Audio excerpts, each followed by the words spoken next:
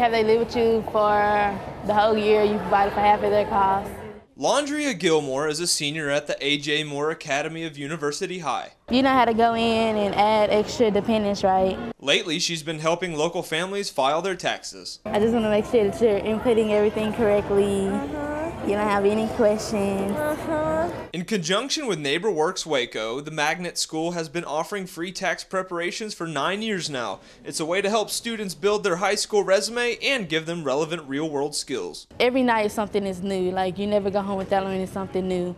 Now you may be skeptical, a teenager doing your taxes, but in fact these students are certified by the IRS and some of them have been doing it for 3 years. Now I just got my W-2 in the mail this week and I'm lazy when it comes to taxes, but luckily for me, Laundria here is ready to help me out.